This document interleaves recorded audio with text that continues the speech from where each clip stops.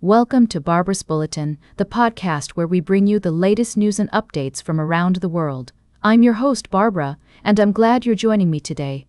We're starting off with a story that's been making headlines in the United States. President Donald Trump has signed an order sending National Guard troops to Memphis, Tennessee, as part of his efforts to crack down on crime. This move comes after a similar deployment in Washington, D.C., where troops have been tasked with providing security and cleaning up the city. Now, I want to give you a balanced view of this story. On one hand, the president has argued that the deployments are necessary to address rising crime rates and to protect citizens. He's also emphasized the importance of maintaining law and order in American cities. On the other hand, critics have raised concerns about the use of military personnel for domestic law enforcement, citing potential civil liberties issues and the blurring of lines between military and police roles. Some have also questioned the effectiveness of this approach in actually reducing crime rates. In Washington, D.C., where the National Guard has been deployed for over a month, troops have been involved in a range of activities, from breaking up fights and identifying suspected robbers to picking up trash and removing graffiti. While some residents have expressed gratitude for the increased security presence, others have voiced concerns about the militarization of their city. As we look at this story, it's clear that there are valid arguments on both sides. The question is, what's the most effective way to address crime and keep communities safe? Is the deployment of National Guard troops a necessary measure, or are there other approaches that could be more effective? We'll continue to follow this story and bring you updates as more information becomes available. In the meantime, we want to hear from you. What do you think about the deployment of National Guard troops to American cities? Do you think it's a necessary measure, or do you have concerns about the potential implications? Share your thoughts with us on social media using the hashtag Barbaras Bulletin. We'll be right back with more of today's top news on Barbaras Bulletin.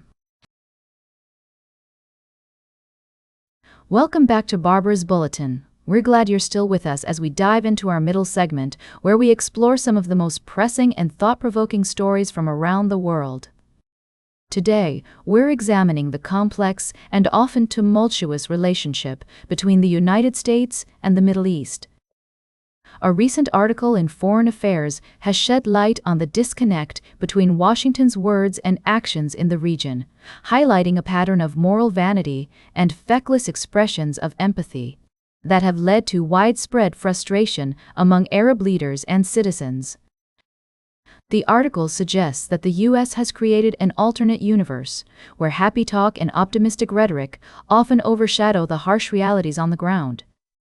From the failed attempts to establish democracy in Afghanistan to the ineffective use of economic sanctions against Iran, the U.S. has consistently struggled to achieve its goals in the region.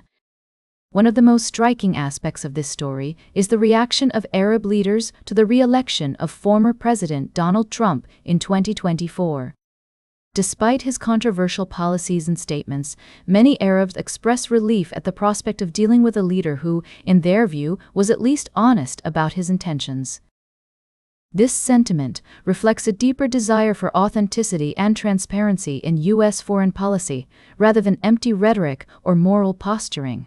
It's also worth noting that this criticism is not limited to any one administration or political party.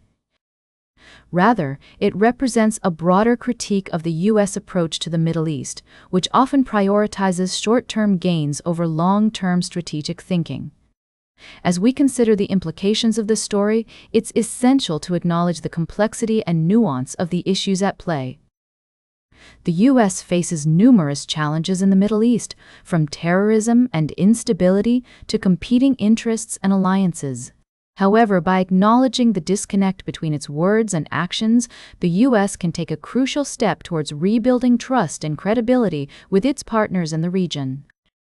Stay tuned for our final story of the day, right here on Barbaras Bulletin. Welcome back to Barbaras Bulletin. As we wrap up today's show, I'd like to bring you up to speed on the latest developments in British politics. In a shocking move, former Tory Minister Maria Caulfield has defected to Nigel Farage's Reform UK party. This comes just a day after Danny Kruger, a sitting Tory MP and Shadow Work and Pensions Minister, made the same switch. According to reports, Caulfield joined Reform about a month ago, citing that the Conservative Party had become less and less what I believe in. She expressed her sadness over leaving the party, but emphasized that she hasn't changed, and it's the party that has shifted away from her values. Caulfield is a well-known Brexit supporter and has previously served in various junior ministerial roles. This defection marks the 15th former Tory MP to join Reform UK, and it's clear that the party is gaining momentum. With each new member, the party's credibility grows, and its opponents are taking notice. As one senior Conservative figure noted, the same people who thought Brexit wouldn't happen think reform won't happen. They're in for a shock. As we analyze this development, it's essential to consider the implications for the Conservative Party, led by Kemi Badenoch.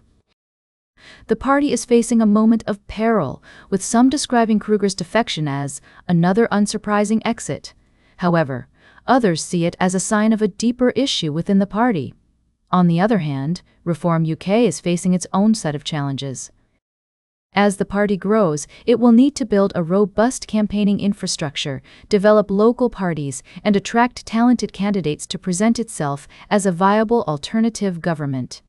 The scrutiny will undoubtedly intensify, and it's far from certain that they can overcome these hurdles. As we conclude today's segment, it's clear that British politics is at a crossroads. The Conservative Party must navigate its internal struggles, while Reform UK is pushing to become a major player on the scene. One thing is certain: the next few months will be crucial in shaping the country's future. That's all for today's Barbaras Bulletin. Remember to like, share, and subscribe, and until next time, stay engaged.